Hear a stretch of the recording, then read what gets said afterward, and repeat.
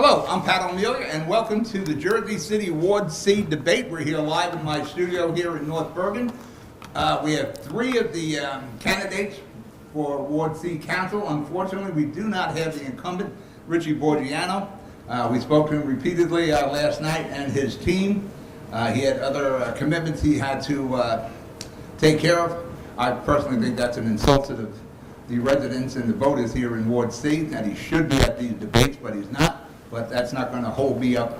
What I'm going to do now is introduce our candidates. We have three of them here. We'll start with Tom Zuper. Tom, you can tell us a little bit about yourself and do an opening statement. Of course, Pat. Good afternoon. Thank you for being here. Pat, first thing first, there's no greater commitment than being here and talking with my colleagues running for council and talking to our voters about what's important. This election is critical. We say that every year. Every election is critical. Unfortunately, that's the case in the state of this country and this city. From the top of the ballot, running for governor, down to who the next mayor is going to be, and of course the council. We have critical issues about the future of our city. And this political cycle has seen an oversaturation of mailers, text messages, phone calls, social media posting, TikTok videos. But one theme is consistent with those that output. There's simply too many promises and not enough action. I promise you that action. I am living and breathing the Ward C experience every day. In every part of our ward, in every corner, speaking with every member of our community, every group that makes our Ward C so great and so diverse. I've been a consistent advocate, a consistent voice for those who need it on every major issue affecting our ward. And from the Marion section to Journal Square, from the hilltop to the heights, we will make our ward cleaner, safer, and more affordable. And we need to elect someone who's been consistent, who will be that voice, and who will always be your voice fighting for you. Thanks, Tom. Hey, Pat, thank you. My name is Shahab Khan. I'm running for councilman for Ward C with Team Ali. First of all, thank you so much for inviting me here, and giving me the chance to speak with the audience and you. First thing is, I'm an immigrant to this country. I moved in here more than 25 years ago, and I call Jersey City my house since then. I got two wonderful kids. They were born here. They went to public schools. Now he's in college. One is in McNair. I live the pain that everybody is living when they are new, they migrate here or whatever, when they start a journey. I live that pain. I've been there. I'm not a career politician. I just got into this because what we have seen for many, many, many years, that things have been neglected over and over every election after every election. So I thought, let's just go and give it a chance to fix it ourselves.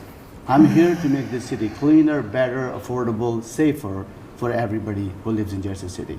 Looking forward to that. Thank you. Hi. Thank you to Hudson Media Group for hosting this program, and thank you, Pat, for moderating. Big thanks to both of my fellow candidates for your participation. My name is Dawn Giambalvo, and I'm running to be your next Ward C councilwoman. I'm Dawn. I'm your neighbor, a community advocate, a mom, a public school parent, and I'm the progressive in this race. I'm running because I've lived here for 15 years, and I've reached out without any response, and we deserve better. I've reached out hundreds of times, and it's like shouting into the void, and nothing ever changes. We deserve more. We deserve our fair share of attention. In office, I want to make sure we're all heard. I'll prioritize green space, community engagement, and uniting our ward. I'll focus on street safety, affordability, and putting people before profits. Developers should be second to Ward C residents and to our people. Our rents are skyrocketing. Our taxes, unaffordable. Streets, unsafe and filthy. Enforcement is lacking, and developers are running wild without any community input. I'm looking forward to discussing these concepts in detail and earning your vote on November 4th.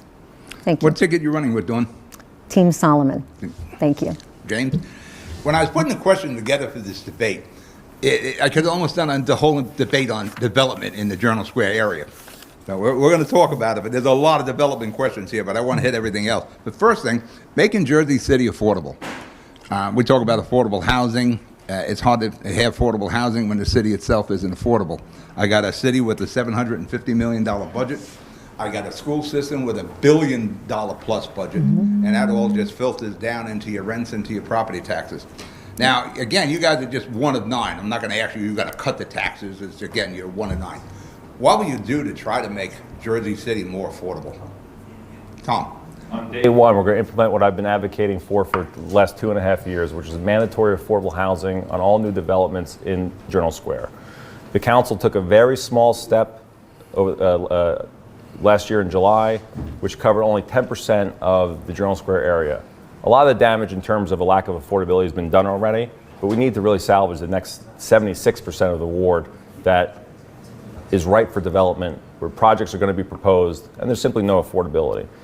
Every candidate in this race and also citywide is rightfully so speaking about affordability. Our housing crisis is the #1 issue going on in the city. It's the #1 issue people call me about. We need senior housing, workforce housing that works for families, and that's not what we're getting. Our records up here are clear. I'm proud to say I was the only one that went to the council meeting to speak on the mandatory affordable housing amendment in Journal Square, other than obviously Councilman Boggiano, who's not here, was up at the dais. I met with city officials, the mayor, planning. I know the economics of development, and I'm running with a mayoral candidate, Bill O'Day, who does this for a living. He builds affordable housing, and there's no one knows the numbers better. The important thing we have to focus on is not just giving sound bites, not just saying, throwing out numbers that will look good for voters. We have to have meaningful development, and the numbers have to make sense. If we put too many restrictions on, then all we're going to have is like downtown, where they haven't built an affordable unit in over a decade. We need more housing. We need housing that works for us. First step, day one, is to put in the affordable housing amendment so that all new development in Journal Square gets mandatory affordable. Yeah. Same question. Yep, thank you. Thanks, Tom. It's been an issue. Rents, taxes, everything is going up like crazy. I remember myself living in a studio apartment when I came in here, and you won't believe how much I paid for that. $395 to be exact. Now you barely can get a parking for that price. Yeah. That's how crazy this went like last few years. Our campaign as Team Ali, if you have seen or read about it, we have the housing plan. Go to our policy, then we can read more. We are actually proposing upzoning. And as Tom just mentioned, not only Journal Square requires that development, we have that too many buildings coming in there. They are high-rise, extraordinary buildings that people cannot afford, of course, many. But our upzoning, what we do is we're changing R1 zoning to R2. That will give a lot of landlords to build up to 4 units. And we are going to mandate 25% of them will be affordable housing. If we do the numbers, it's going to be down the road by the people, you and me, we cannot afford $5,000, $6,000 apartments. That's the main thing that we're doing on affordability. Also, when we go and give all these incentives to all these developers, we have to mandate them as well. I have seen some buildings, they have 0 affordable units. We have to mandate them as well. They have to pay their fair share to the community as well. Whatever percentage we ask for, but we should ask for, we should mandate that. It's not just we're giving them incentives for credits and this and that, but we should ask some return for the community as well. Thank you. The property owner who builds a 4-unit development, what does he get in return for that 25% affordable? What's his incentive? What does he get to create affordable housing? Who? The landlord? The property owner, yeah. The landlord, today they cannot. So today they only have single family or 2-family house. The incentive they get is they can live in 1 unit, they can rent out 2 units to the market rate, and then they have 1 affordable housing. So he can collect two units rent, to accommodate his mortgage payment or whatever he wants to use it for. And then 1 unit is going to be affordable. But he would So get that with if he's an owner occupied, he would get the rents with the 3 units. Correct. But why would he have an affordable housing with nothing from the city? Are you getting an abatement for that? Are we helping him with bonding? Or we're just forcing him to create affordable housing? That's a bigger discussion that we can have, and with the bigger plan, we're going to go into the details maybe. But at least he's gonna collect at least 2 units at the standard rent rate at the market. He can accommodate towards his rent, towards his taxes, and then of course as a public, somebody's going to get that affordable unit, at least one. Dawn, same question. Okay, so we do have an affordability crisis, and I'd say it's a crisis because that's where we're at. I'm knocking doors every day, and it's the same thing I hear from everyone. We're all talking about a minimum of 20%, a minimum of whatever percent of real affordable housing. And I'm not talking about 80% AMI housing. I'm talking about something based on like 30% AMI, so that people can actually really afford these affordable units. Once the demographic of the neighborhood changes and these luxury apartments become full, it raises the AMI. And if we're at 80%, those affordable units are not affordable for regular, everyday people. We also need to stabilize rent. We have a state law that has such a loose definition of egregious rent increases that we don't really know how to enforce that. So we need something definitive, something that's a 7% maximum of a rent hike. We need to ban the fees that are attached to moving into an apartment, these forced broker fees, these crazy fees for moving. We need to regulate that. And also expand the protections for tenants and have landlords pay to repair instead of having these apartments that are in disrepair with things falling apart. Maybe the city would step in and fix those apartments and charge the landlords, charge them double, charge them triple. We can't just have landlords running loose and taking advantage of people, the most vulnerable people. All right. Should the city be involved in creating affordable housing like we did years ago with Curry Woods, Duncan, Mount Holland Gardens, Montgomery Gardens? They were all built by the state, the feds, the county, and the city. There was no private investment. We seem to be leaning a lot on private investment to create affordable housing, when in the past we did it ourselves. Should we return to that? Yeah, this is where the experience comes in, Pat. So just on that last point too, is we can talk about mandating all we want, but you were touching on this with your question to Shahab. It was, you can't force someone to do something without giving them something in return. That's why with the Journal Square redevelopment plan, developers who were giving the mandatory or forced to do the mandatory affordable were getting additional floors. Otherwise, it's a taking, and that's unconstitutional. So having been in with the details puts me in a unique perspective to have this conversation. The city has moved away from building its own affordable housing or public housing. It's also sadly moved away from taking care of the residents in those public housing. In Ward C, we have Hudson Gardens, we have Marion Gardens, Van Wagenen Apartments. I spent a lot of time at Summit Plaza. We need more housing. The people that are waiting for housing are on lists for 10 years trying to get into Summit Plaza. Again, the number one concern I get, calls, I'm not even in an office yet, is please find me something affordable to live. I would love if the city could get back into affordable housing. Otherwise, we're going to be leaning on having this conversation about what are we giving developers, what are they giving to the community, and the result of that is we haven't built enough affordable in any part of the city, specifically in Ward C. Well, even with the affordable housing, with the new developments, it's time limited. What is it, 20 years, 30 years, that those units remain affordable, and then they can go into market rate? Exactly, yeah. And then it's limited number, too. It was the city planning department with the Mayor Phillips' approval that had offered the 10 to 15% that we talked about 2 years ago.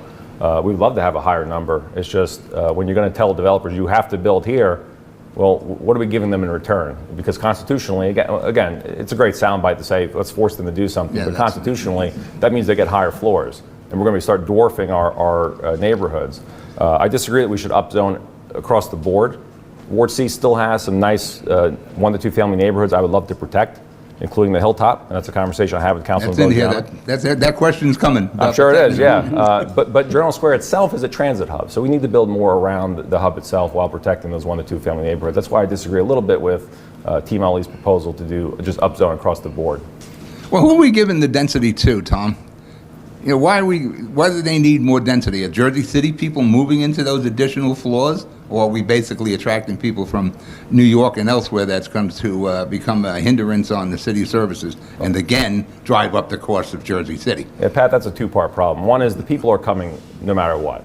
And right now they're taking up what little affordable housing is left and pushing people out. Now, the economists will tell you, build, build, build, eventually rents will lower down. However, the corollary to that is rents will lower in other parts of the city, other parts of the state.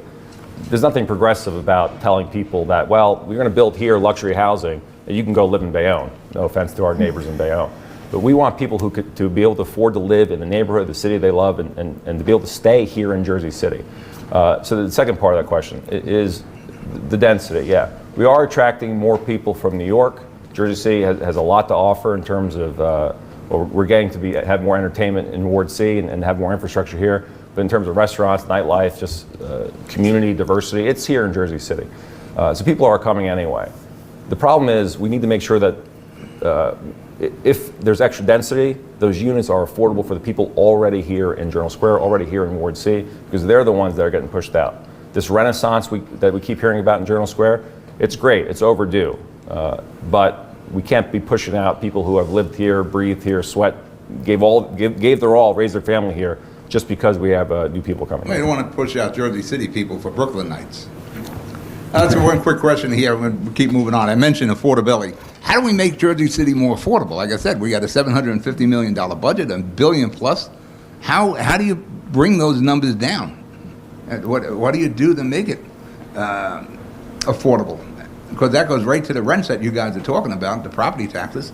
So how do we rein in the cost of Jersey City? Do you want me to start off again? Go ahead. You'll start. We'll go right to the right again. Go ahead, Tom. I don't mean this to be funny, but Halloween's coming up, and in the past, the city gave out tax abatements like candy. That's slowed down over time. But the problem is the abatements that have gone out haven't been connected to any kind of community benefit. So, for example, giving 2 abatements to the Kushners just so we can get this empty space, the white box space, which will house the new Pompidou. While we don't have after-school programs, we don't have free summer camps, we don't have a senior center or community center in Ward C. It's all about priorities. And unfortunately, the budget is what it is.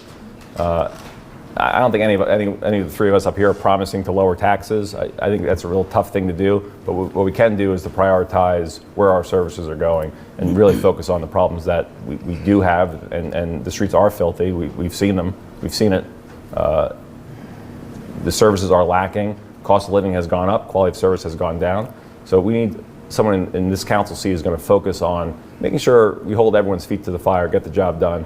And over time, we'll hopefully, at least without those tax abatements that are crushing the 1 to 2 family homeowner, we'll see some stabilization. Yeah.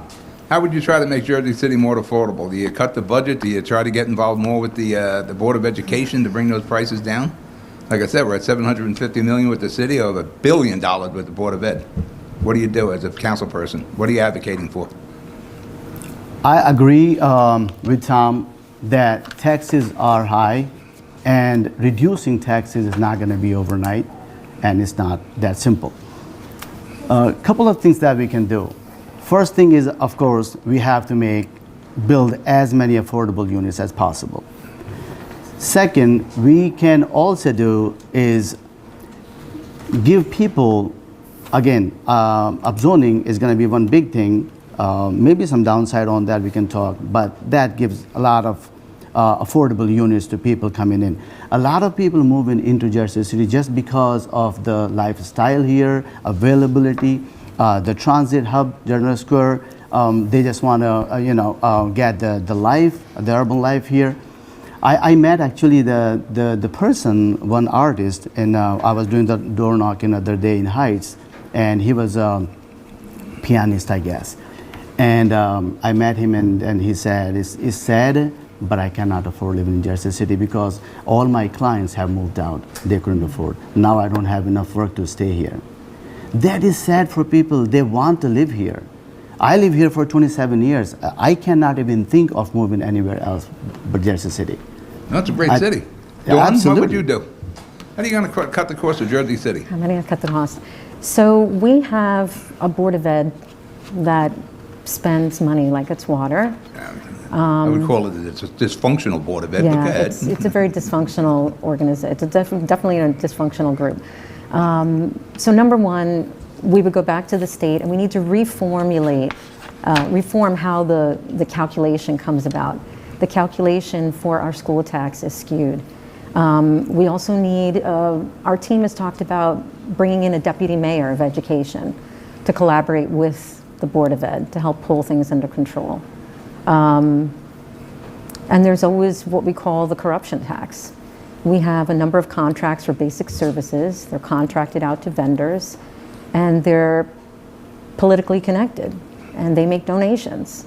For example, our trash collection. They do a terrible job, and they get the contract over and over again. If that was you and me, we would get fired, but they get the contract. All right, let's move. And one more thing. Good. No more massive tax breaks for billionaires like the Kushners. There's no reason. Well, that's to going have to those be a huge tough one in Jersey City. All I right, know. quick question. Let's get off the development.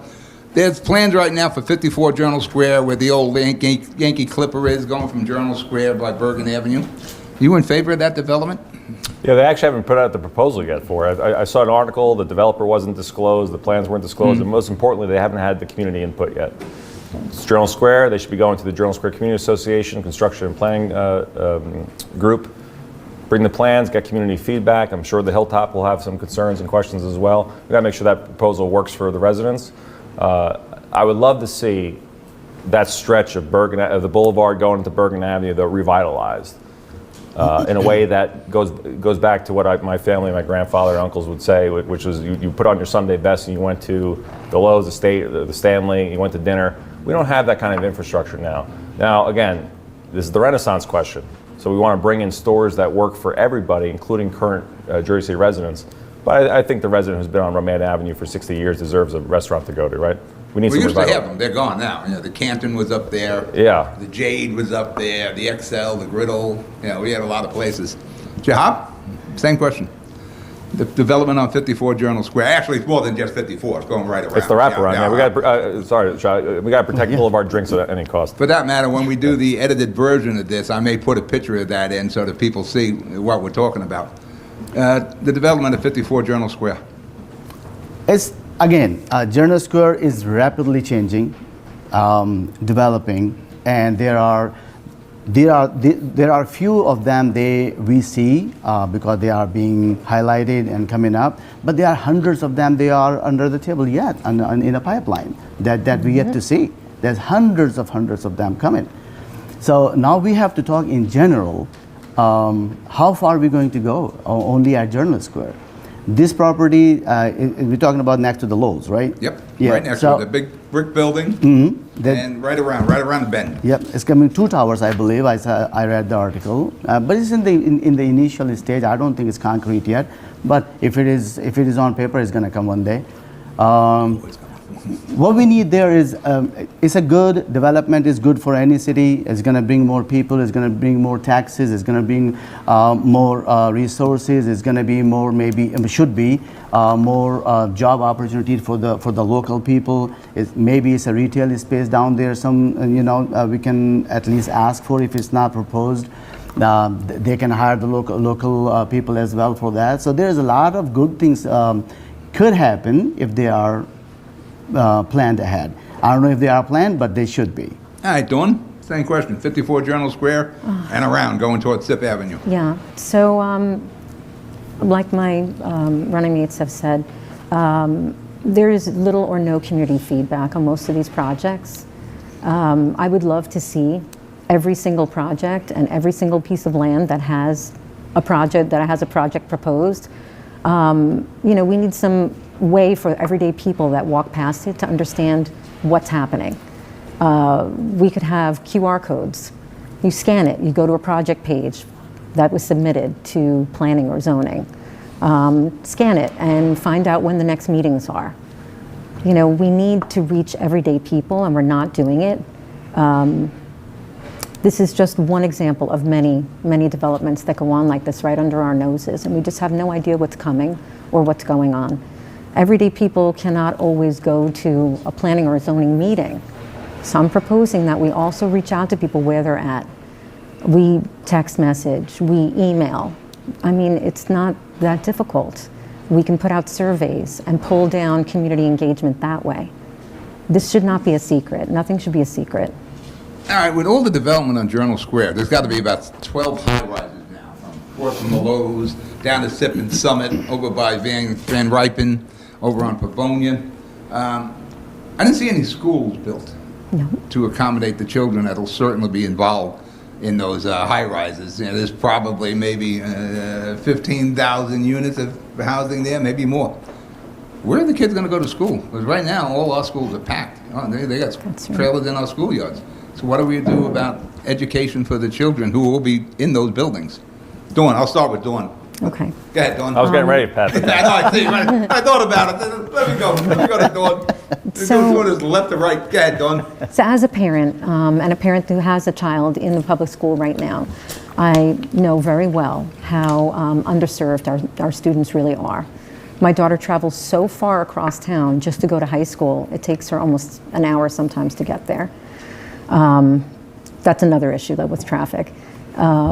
So we can't keep having these buildings just dropped in our midst with piles of students that we're just supposed to figure out where to put them.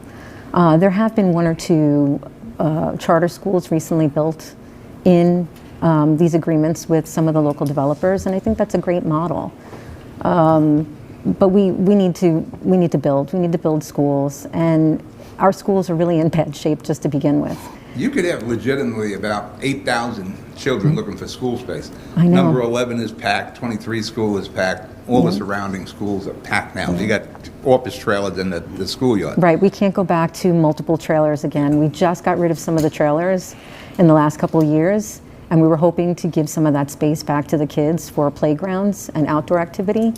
And I don't see how that's going to happen if we I just used to keep play in dropping those students. playgrounds when I was a kid at 23 school. Yeah, what are you going to do? What do you do about school space with all these high-rises in Journal Square? Painful. Good thing that you brought that up, and thank you. I've been talking about this. That's why they had me here to bring up. Seriously. Thank you again. So, but my son, I remember when he was in kindergarten, or he's in PS6. Both kids went to PS6. And on the Baldwin side, they have those trailers. And he used to go sit in there. I know how it is. It's bad, it's terrible, there's no AC. There is no basic need that kids they need, and they are little tiny babies. That's torture for them. We have to do something better. What we're going to do, I think I have seen it somewhere. I proposed in one of the meetings that we were discussing things. I think I have seen in somewhere in Canada. They have those high-rise buildings, and a portion of those buildings they dedicated to the schools. If we and we know that this Jersey City is dense, there is no enough open lots or land, but we have to figure something out. We still have hundreds of lots, vacant lots. We have some abandoned properties, so many of them. But for that, we need to increase the school budgets. So we have to work on the county, city, whatever, however we can get the money, and we have to figure out how we increase. But absolutely, we need the schools. We have some schools we have bigger than others. We can do additional classrooms or buildings to be built there. Ferris has a massive land there. We can accommodate 2 more schools in there maybe. So we have to figure something out. But yes, it's a very painful situation. We need We'd have that. to talk to our legislators about getting more schools built here, because the state will build schools for Jersey City. Tom, same question? Yes. Yeah, it's a great question, Pat. This is where we have to go from soundbite to action, though. And I'm guilty of it too. We talk about holding developers' feet to the fire, but what happens next? Because the progress in Journal Square, where we got from the empty lot or the dilapidated building on the corner of Summit to where we have new buildings, we have infrastructure, we have restaurants, bars, well, maybe not the bars yet, but the restaurants and places for people to go, finally in Journal Square. So we have to manage that. To get to the next step is we have to work with people who are building in Journal Square and make the economics work. I would love to say, again, let's mandate 100% union labor, let's mandate 100% affordability, and build me a damn school. But again, the economics of that won't work. And what's going to happen is they just won't build. And we'll keep that empty lot, which was on the corner of SIP and Bergen for how long, which is now the Journal building. It was an empty, ugly, trash-filled lot, just like the lot next to the second Laco's location, New Kirk House. In the Hilltop, it's collecting with garbage. So we need to have these conversations. And I wish he were here, but I do want to be respectfully critical of the councilman here. There's no vision. We're always looking backwards with our current councilman, not looking forward to what Journal Square needs and what Ward C needs, and we do need the schools. So we have to have a development summit where all the stakeholders come together at the outset of hopefully my term, where we have the people that own properties in Journal Square, we have the community associations, we have local elected officials, we have the mayor, whoever that may be, and coming together and say, this is what the community needs. Let's talk about how we make that work. We need schools. We need, like I said, restaurants and infrastructure. We don't need 16 smoke shops. We don't need another coffee shop under every new building. We need something that's going to work for everyone, and it starts with having a conversation. Dawn made a good point earlier where a lot of people are not informed because maybe they are working 2 to 3 jobs and they can't make a meeting. So we need to have Zoom meetings. We need to have access for our residents. But also we need to have more community meetings in advance. Again, this is the vision, this is the foresight. We can't just have a meeting, bring our pitchforks and yell against the project or against the plan or what the city is proposing. We need to be someone who's going to be active, vigilant, energetic, and get the job done.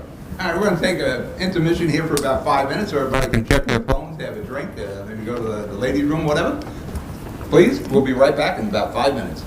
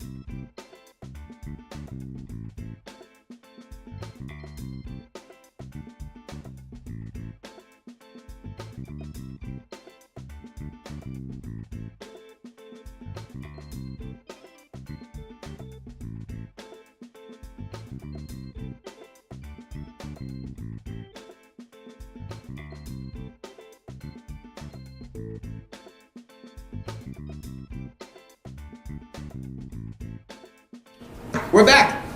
Ward C, Jersey City debate, part 2 here, the second half. We have our 3 candidates here. Again, the incumbent, Richie Borgiano, elected not to attend. I'll probably come back and bite him somewhere on election day. Let me continue now. We talked about earlier, somebody mentioned protecting the 1 and 2 family homes, the people in Ward C. How do we go about protecting them and protecting their investment too? As we talk about continually building affordable housing, we don't want to draw down the value of their investment of their home. How do we go about protecting that and protecting their nest eggs? Dawn, we'll let you go first, even though Tom was ready to jump. You're staring at me. I thought you were. Hey, he's ready to pounce. Okay. You know, I've met a lot of people since I started doing this campaign, and I've met a lot of people before this campaign.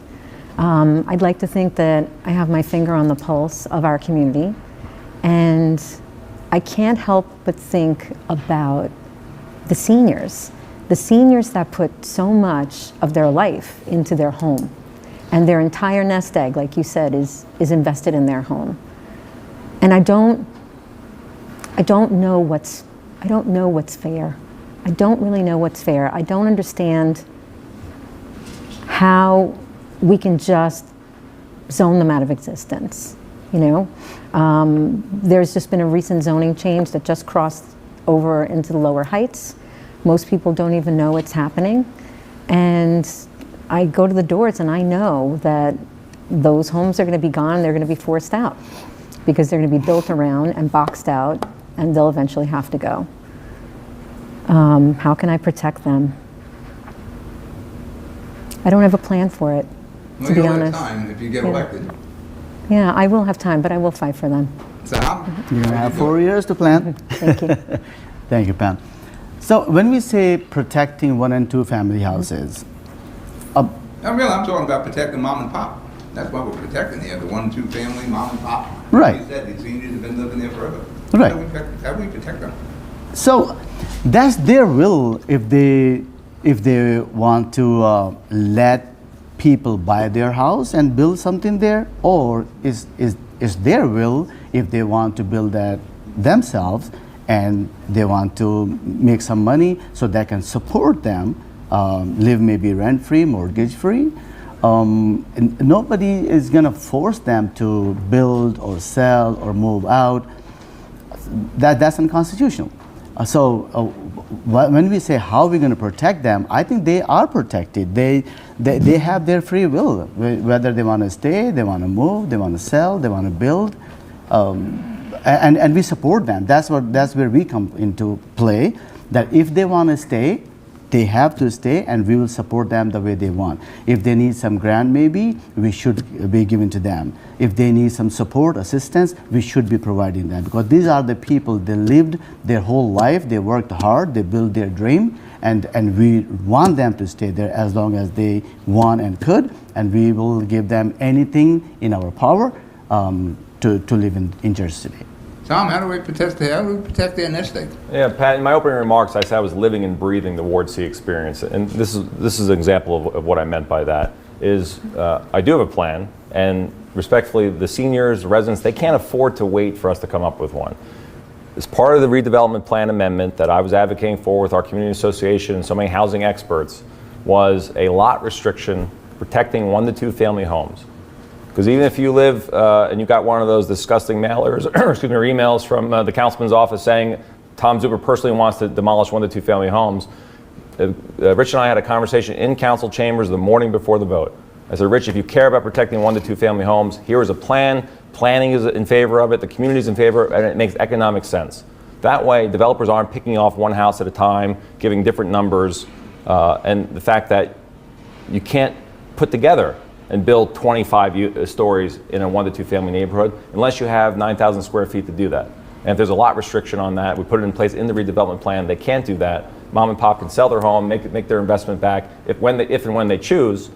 But what will come, another family, hopefully like my own, can get to move into that 1 to 2 family home. Or if there is development, it's a smaller scale, something that fits that neighborhood. That's what I mean by responsible development.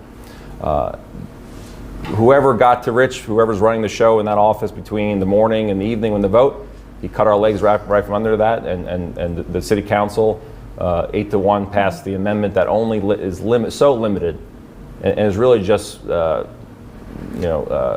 drop in the bucket to the needs we have for affordability. The only person who voted as I was advocating for was Councilman Rivera to give us more time to work out that 1 to 2 family issue. One of the big issues in Ward C and my Ward D is parking. How do we increase parking? We seem to be in a war against parking.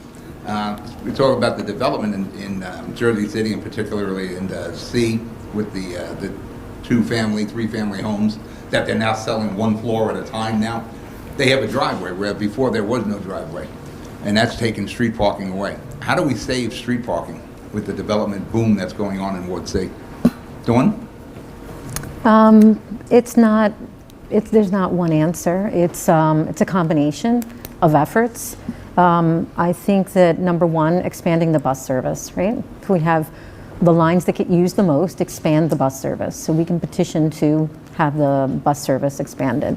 More people riding the bus, it'll help. The second is striping out our parking spaces so that people aren't shifting and shuffling their cars around and holding extra spaces. It's not possible for you to have a number of cars in one household unless you're shuffling around, and that's not fair. The other thing is stopping this turnpike expansion. Like, people come here from other parts of New Jersey to commute into Manhattan, and they ditch their cars in Jersey City. And in my immediate neighborhood, it happens all the time. So there would be a plan to put that together. We would have to zone certain blocks that aren't zoned parking. And also, let's make the people who have parking within their building that's paid parking, let's have them park inside their building and pay for it. If you move into a building that has parking, you should have to pay for it and use that parking. Don't allow them to get parking permits for the neighborhood. One of the questions, what I really meant, maybe I didn't clarify well. When we build these new houses in Ward C where there was no driveway before, this new house gets a driveway. Yes. And that takes that parking spot It out does. of the nightly lottery when you're riding around trying to find a parking spot. It does. Would you be in favor of not allowing the driveway? Because Yeah. on my house tonight, I have a room, but I can't put a driveway there, but there's a prohibition against that, about having a carport.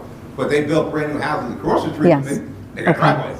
Now I understand. And that's taken away from parking. That's really the question there. Okay, so no, I don't believe that new homes should have a driveway. I agree with you. Yeah. So what do you say? 100%. I think that all the new constructions, if I have missed something, and I apologize for that, all the new constructions, they do not allow curb cuts anymore in Jersey City. And somebody can correct me if I'm wrong. But all the new constructions, the single family or 2-family houses, they don't allow curb cuts anymore, period. They don't allow a driveway? No. Oh, we're doing it in the Heights. Not, I thought I seen it in Ward C. You have, on Yeah. Hopkins. exceptions and maybe, yeah.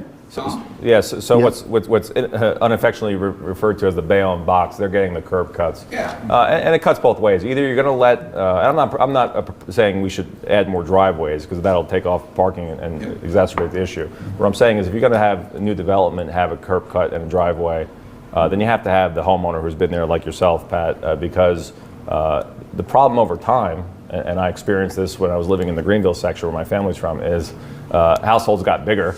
people weren't moving out, more people were driving, and the household that had one car in the 50s had, progress, 5 cars going forward, and then there has to be some sort of increased price limit for parking permits if you want to add a 5th car to the household. And I think, Pat, correct me if I'm wrong, but I think what you're getting to is we have all this new development, and there's no garages or parking in those new developments. I'm going to shy away from trying to score political points with my homeowners and people who are certainly more likely to drive cars. Is the traffic is not because of the bike lanes.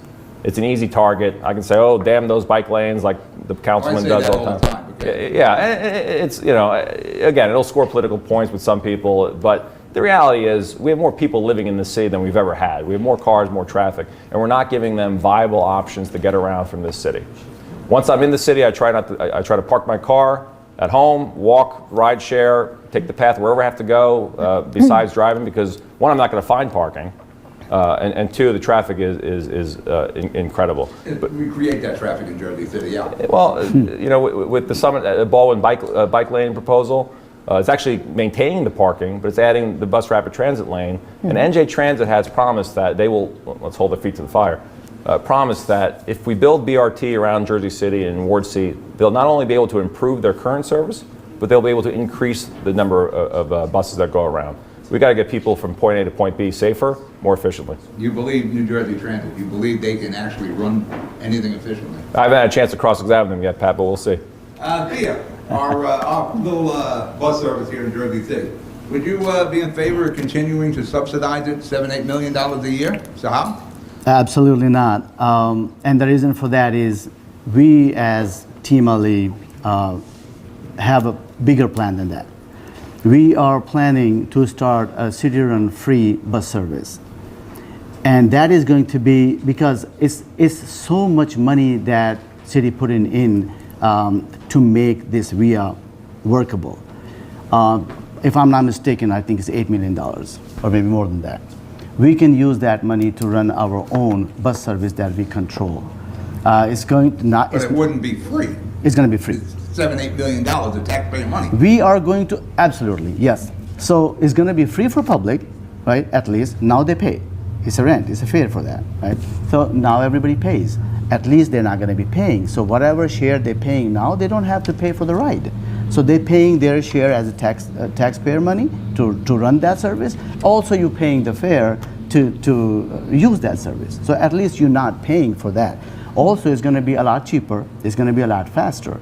And it's going to be a mass transit, so you don't have to carry 2 or 3 or 4 people. You're going to carry 20, 30 people. So now that can connect back to your first question, how we can reduce number of parking. So people they're not going to come in and park at Journal Square and create congestion on the parking and looking for that. They have to take the mass transit. That's why people moving into Jersey City at first place.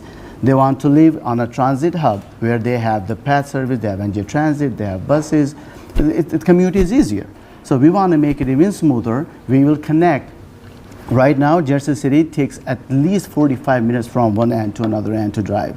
Mm-hmm. That bus service is going to connect you from Greenville to Journal Square to Heights to downtown. That is almost disconnected from Greenville to downtown. If you want to go, you have to change multiple bus services, take train or whatever you want to take. Interesting. Dawn, would you continue to subsidize VIA? In my time working in the infrastructure department, I did see the successes of VIA, and I did see some of the data. Would I continue to subsidize it? I might continue to subsidize it, but I really think it needs to be, we need to take a closer look at it. It doesn't seem to be efficient all the time. Sometimes there's empty VIAs with one person in it. The combined ride isn't enough of an attractive incentive for people, so they do singular rides or quicker rides, or maybe we need to get people more incentivized to walk a little further to get the VIA. And we're Jersey City people, we don't walk. Yeah. Tom, you going to subsidize VIA? Would you be in favor of that? Continue to subsidize them? I give the city credit where credit's due, and Mayor Fulp credit where it's due. He was trying to substitute the lack of public transit options, poor NJ Transit service in Jersey City, with another option. ideally, over time, we can pull back on VIA so we don't need it, because if we can get increased bus service. VIA as it works now, and this is not going to be overnight, so VIA going into the next administration, we need better outreach to our seniors. The biggest complaint is inaccessibility, not getting access to the app. So we need to make sure our senior affairs department is working very closely with our senior buildings and seniors at home, getting information to them how to use these resources. On the free buses, I give Shahab a lot of credit for being honest about that. Here's the rub with it. Again, the soundbite is we're going to give free buses. We're going to lower your taxes. The next 10 words of that is how do we do it, right? And what's the plan for that? So the rub is you can't lower taxes if you're going to offer a free service. You're going to crush the 1 to 2 family homeowners who are already getting crushed with taxes and say, well, I hope you use this free service because you're going to be paying it in your tax bill. I would love to have this service, but promises without substance is as empty as the podium that would have been next to me with Councilman Boggiano. Yeah, one time Jersey City had good bus service. Every main street had a bus. We had Central Avenue, Bergen Avenue, the Boulevard bus, the 440 Shopper. Every main street. Now we lost them all. And you can point directly to New Jersey Transit having no respect for money, so they ran those private companies out. Trash contract in Jersey City. That's going to go up a bit, I guess. I think we only have so far maybe one person who's going to respond to it. Should Jersey City go out to bid with the trash contract that's costing us probably about $40 million a year, or should Jersey City do it in-house? Tom, go. We should do it in-house. So the issue with regional industries, and they do provide poor service, is they're the only one that bids. I'm not saying you have to watch The Sopranos or what's behind that, but there's only one bidder. So it's not that they're being chosen because they donate to certain campaigns. They're the only choice other than to bring it in-house. I've been consistently saying we need the Neighborhood Improvement Initiative back. And for those watching at home unfamiliar, and I did research it too because it wasn't here in the last decade, was DPW would be empowered, have the resources to go around and clean our streets up. That way we don't have to have community advocates doing cleanups every weekend or complaining on See-Click Fix about the trash not getting picked up. They should bring it in-house, but we're going to need oversight too. We have incredible city employees. I'm honored to have gotten the endorsement of the union 245 that oversees DPW, where the workers are. They're great. They want to get the job done. We have to get them the resources. When I was a prosecutor many years ago, one of my cases was the Jersey City Incinerator Authority and the abuse that was going on there. So I'm not saying we need another semi-autonomous agency. I'm saying we need directors in place who are going to oversee DPW, add resources. Let's do the garbage in-house, and we won't have to have the conversation about regional industries. What's the JCMUA that's handling the garbage now? Well, that's another inverse sideways tax we got. Yeah, we got a water tax, a garbage tax. So instead of our taxes going up from the city, tax coming up soon. Yeah, too. the hits with MUA. Do we farm out the garbage contract again, write a check with other people's money, or do we do it in-house? First thing, that this service has to be improved. This is a nightmare, especially they don't have a proper trash pickup on Bergen area at Jordan Square. Behind that, tours and all those streets, they don't even have proper service going in there. I spoke to many residents there, and the first thing they say is trash pickup. We don't have it.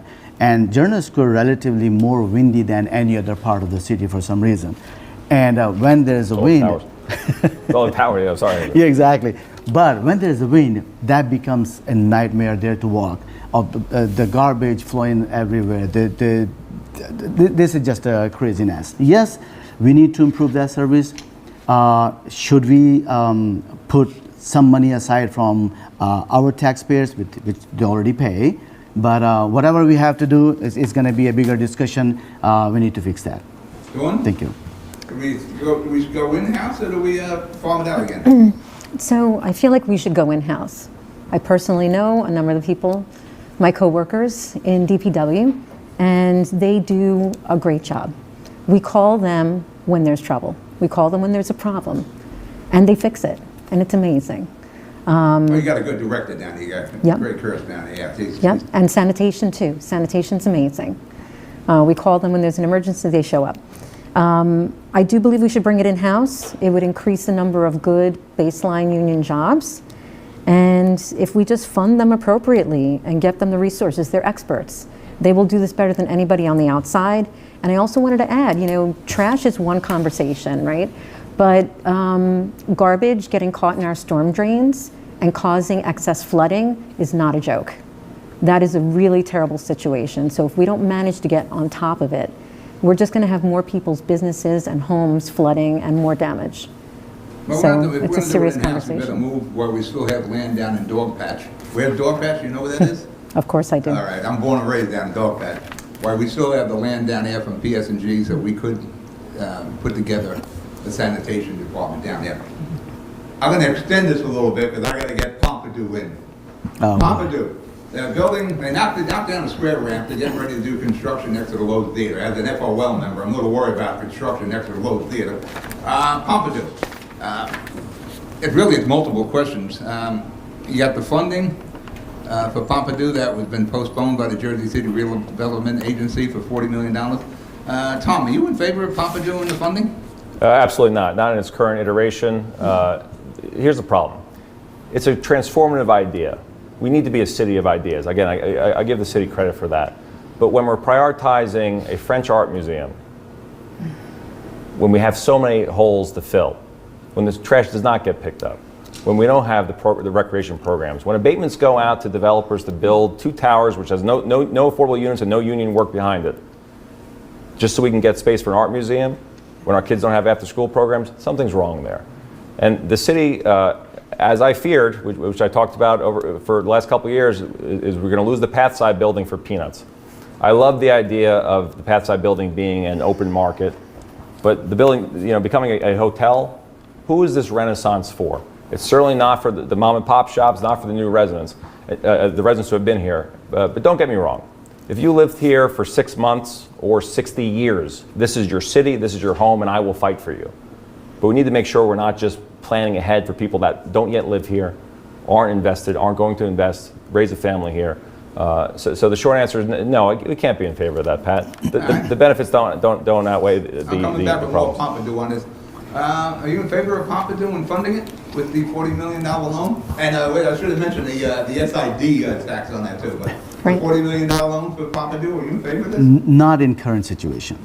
We have so much more, as Tom said. We all agree on this point, at least collectively, that it's a good add-on to the city, no problem, but not at this point. We're struggling money for the courthouse park. We are struggling for the things that community is actually looking for, fighting for, asking for. There are so many other things, like we just spoke about schooling. We have so many other things that we have required funding that we don't have. Spending $40, $50, $60 million here, I do not think it's a good idea at this point. But if it is funded, let's say if state funds it, of course we'll. Well, that's not happening. Go on. Pompidou, you in favor of it, and you approve funding it? That's a loaded question because I come from an artist family, and when I first heard about the Pompidou, I was so excited. But as I started to read more, I was incredibly disappointed. The Pathside building was supposed to be the Jersey City Art Museum for local artists and benefiting our local community. And that idea was just put on a shelf. And like Tom said, now it's being proposed to give away that building for pennies on the dollar so it can become a food court to support the Kushner buildings. And that's not okay with me. I feel like we should do something with that space through grant funding, even if it's private grant funding, and we should use it to support our local arts institutions and our local nonprofits and let them program the space and let them run the space. Collaborate with the library. Do something a little bit out of the box and really make something that would be special for all of us. Well, that's my next question. If we don't put Pompidou in there, what do we do with the space? We have the 100,000 square. Community foot center, space. easy, community center. We need a senior center. Agreed. We need a recreation center. The Pathside building, having been in it multiple times, would have been perfect for that because you have the classroom space on the upper floors, you can do rec down below, you have space for artists, musicians. We're a diverse ward. We can make it all happen. We should be able to walk and chew gum at the same time. For some reason, the city has been unable to do that. Community center. all day. So what do we do? Yep, community center, recreation center, whatever can support our youth. They need spaces. They don't have anywhere to go. We have the parks, but we are lacking parks. So community centers, we definitely dire need in community centers and Dawn, recreation what do we centers. do with the space? I am 100% in agreement with these two brilliant gentlemen next to me. Not only do we need a community center and a place for youth, it's been shown that when youth and seniors are interacting in programs together, that it benefits both. Longevity increases. So when I go in and knock doors and I talk to a lot of the seniors, they are lonely. There is nowhere for them to meet each other. They are literally dying of loneliness. And I hate to be dramatic and make that out, but That was pretty dramatic right there, but I can't tell you how many people I've met recently, and they're on my short list. I check in on them on a regular basis because there's no one else. They have no one else. And they need each other. They really need each other. all right. Well, I would think we should try to make some money with that space, rent it to a major chain or something like that. I'm not sure the property owner would be crazy about having a community center in there. Well, he got his 2 tax abatements, so he can Yeah. live. My last We could tough question. it out. The landmark Lotus Theater. It is under some sort of renovation. It's kind of a secret situation going on there. I'm a member of the FOL. I don't know what the hell's going on in there. Our representatives haven't been in there in months to see anything going on. What our job is to protect the historic nature of the building. Are you in favor of the future of the Lowe's as it is right now with becoming a concert hall or a rock pit, mosh pit, concert hall or whatever? It's, right now, by the way, for us to show movies, the FOL, we'll have to come up with the money to put the screen back in. So, you in favor of how the Lowe's is being renovated now? You look at me, Pat. Do I answer first? Go ahead. So I remember us having this conversation 4 years ago in the debate, and again, this is where foresight, vigilance comes in, have a representative. So renovation of the Lowe's was long overdue. The city had a lack of a better term, excuse my language, pissing match with the FOL over the years, that didn't do anyone a service. That was a disservice because the friends of the Lowe's, Patty and Colin, you other volunteers, Renee, put so much into Your dad, your ticket, Bill O'Day on that board also? Yes, absolutely. Put so much into preserving and protecting that last bastion of the old Journal Square. But we do need to bring it into modern time because we're the heart of the city. We need entertainment. We need to bring life and energy back to Journal Square. This election's part of it. And we do need programming there. We also need, like I mentioned, the restaurants, the infrastructure to bring people there. We need the residents of Journal Square to have something to enjoy. Now, Friends of the Lowe's cannot be cut out of that conversation. No. They need set-in dates, guaranteed, free of charge to the Friends of the Lowe's, free of charge to Jersey City residents, so they can keep showing the old movies. They can keep having cultural and community events. Well, they need to be allowed in there just to see what is going on. They're prevented. Their job is to ensure that the historic nature of the building is kept. And right now, we have no idea what's going on there. We need a more vigilant councilman. Stop? Like Tom said, the renovation of Lowe's Theater was really overdue. I live here, as I said, over 27 years. I have seen that the filthy smell when you go in there and just bad.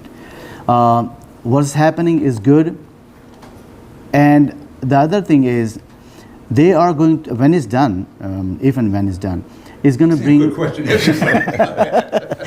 But when it's done, it's going to bring a lot of talents in Jersey City. It's going to bring a lot of people visiting and coming watching those people performing. It's going to bring a lot of artists in Jersey City that we always talk about. We need more artists. We want them to stay in Jersey City. It's going to bring the revenue in Jersey City. They're going to stay somewhere. They're going to eat somewhere. They're going to shop somewhere.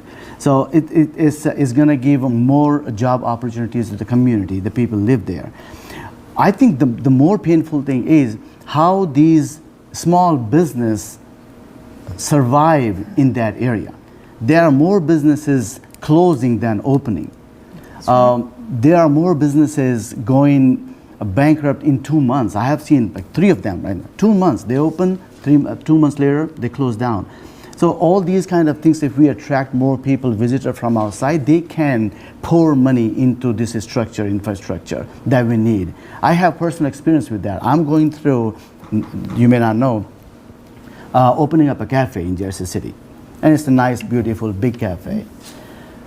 The system that we have now is not working the way it's supposed to work. It's not in favor of small business people. They want to come in and invest their money in our city. They do not. Use that in your final statement. We were just talking about the Lowe's there. Dawn, Lowe's Theater. Lowe's Theater. So Lowe's Theater was a dreamy, wonderful place. I brought my daughter there from, I guess she saw one of her first movies there when she was 3. We saw The Iron Giant. We got dressed up and we went and had ice cream and we got a hot dog next door, and it was a whole thing. And I really, really miss it. And it's what I want for everybody. But yes, the building really needed to be renovated and be rescued. I'm so upset that we haven't had a good view inside the Lowe's, and it crushes me that the Friends of the Lowe's hasn't been allowed to participate in what's going on. It's insulting because you're the voice of the local community and you're the experts. You're the experts on that building, on the public use of the building and how it should be used in the future. So Friends of Lowe's being cut out of the situation is abysmal. We appreciate that. And a lot of people don't realize the importance of the Friends of the Lowe's. They stabilized that building. Our sister building in Brooklyn, there was no Friends of the Lowe's to stabilize that building. And it cost probably another $80 million just to bring that building up to spec, just to start the renovations on it. Right. The Friends of the Lowe's saved Jersey City a lot of money by stabilizing that building and operating that building while they renovated with very little money. All right, listen, it's time to wrap this up. Let's do closing statements. Dawn, we'll start with you. Okay. Give it up. Tell them, make them want to vote for you. My name is Dawn, and during this debate, I've had the pleasure of talking about traffic safety and cracking down on developers and uniting our ward under a more transparent, more just government that you can trust. For too long, Journal Square has been forgotten and change has been imposed upon us. It's time for the residents of Ward C, from Marion, Journal Square, Lower Heights, to McGinley Square, it's time for us to have a real voice, a voice in the most dynamic and the most exciting ward in our city. As a mom and a longtime community advocate, I know we deserve better. We have the potential for the greenest, the most just ward with the right advocate. The moment is now, and I am that advocate. I want to be that voice, and I want to give all of you that voice in our new possibility. Dawn means a new beginning, and we need it, and we deserve it right now. We aren't going to get these things with business as usual. We've had 12 years of the same leadership, and now you have a choice. A choice for better pedestrian safety, a choice for more green spaces, a choice for more unity. I am the real progressive and the real change candidate, and I don't accept developer contributions. I hope I have earned your vote on November 4th. Thank you. Just say your name again and your position on the ballot. My name is Dawn Giambalvo, and my position is 7C. Thank you. Rob? First of all, thank you, Hudson Media, for inviting us and giving this opportunity to come here and speak, share our thoughts. My fellow opponents being very nice, and we always have a very good, fun debates. My name is Shahab Khan. I'm running for Ward C Council on Team Ali's slate. As I mentioned before, I live here for more than 27 years in Jersey City. I have seen Jersey City growing from here to there, wherever it is today. A lot of progress made, and a lot of has to be done. There are so many things being neglected year after year, election after election. There are people they're suffering for basic needs that we have to go to those people, and instead of asking, telling them what I'm going to do for you, go ask them what they need and provide that. I want to be a person who really want to knock their door and go ask them, what do you need? What can I do for you? We have so many other things that we have to look into: the road, the infrastructure. Roads are terrible. No matter what kind of car you drive, it always gives you a camel ride feeling, especially in Jersey City. Some roads I always avoid to go to. This is why we are here. I'm not a career politician, as you know, as I mentioned before. Long-time resident to Jersey City, Ward C. I know the pain, I know what I'm going to do, I know what you guys need. I have been there, I have learned that, I have lived that pain. Again, my name is Shahab Khan. My ballot position is 3C. This election, whoever you want to vote for doesn't matter. Do not lose your vote. Use your vote, please. Mm-hmm. Your vote has that power that you want to bring whoever your favorite candidate is. Use that. Just go out, vote November 4th. Thank you so much for having me. Tom, take us home. Pat, thanks for having us. Thanks to Dawn and Shahab for joining us. It's so important that we give the voters choices, our platform, our vision for Ward C, and I'm grateful that we were here today. I want to speak directly to those watching from home, though. I've dedicated my life to public service. From the moment I left law school, whether it was fighting for victims and their families of violent crimes as a prosecutor, to providing free or pro bono legal services to tenants, protecting them from predatory landlords, to in my civic capacity here in Jersey City in Ward C, making sure families have the resources they need, whether it was the small thing, just making the holidays a little easier, or back to school a little easier with toys or backpacks, to more substantial things like giving that free legal advice and using my expertise as an attorney to advocate for our residents. Listen, I'm not always going to make you happy. I'm sure you're going to be mad at me throughout the times as a candidate, as hopefully your council person. I'm not always going to get it right, but I can excuse me, promise you this, is I'm going to take all the information. I'm going to listen, be an open, easily accessible advocate, and I'm going to do what I think in my heart is going to be the best decision for you, for your family, for my family, for the ward, and for the city. I've been a voice. I've run before and lost, but I didn't disappear. I didn't just pop up around this election time. I stayed consistently in my community. I was an advocate and have been an advocate on affordability, our number one issue in Ward C. I fought with families and seniors and hosted events, making sure they feel the love, make sure they have the resources available. And when they need that voice, they know who to call. They didn't call their council person, they called Tom Zupa. Whatever's going on in this city right now is not working for our families, not working for you. It's not working for the people who need that extra assistance. And as was mentioned, the only way we get that change is to vote for that change. So please do your homework. Check our records. Check the record of the incumbent. Check the fact that he was not here and has not participated in debates. Because you deserve to have a voice. You deserve to know where we stand. We're going to build a more equitable city. But you need someone who has the experience, the qualifications, and the leadership. And that's Tom Zupa, 5C for Ward C. Thank you. Thank you, Tom. All right, that wraps up our Ward C debate. Early voting begins on October the 25th. Please make sure you vote. Don't forget, if you don't vote on 25th, you got up till November the 4th. Hopefully we've introduced these candidates to you. You've heard their opinions and what their platforms are. Hopefully we've given you the ability to make a informed decision when you go into the voting booth. I'm Pat O'Melia. Remember, vote, and we'll be back with the runoff elections after the general election on November the 4th. Take care.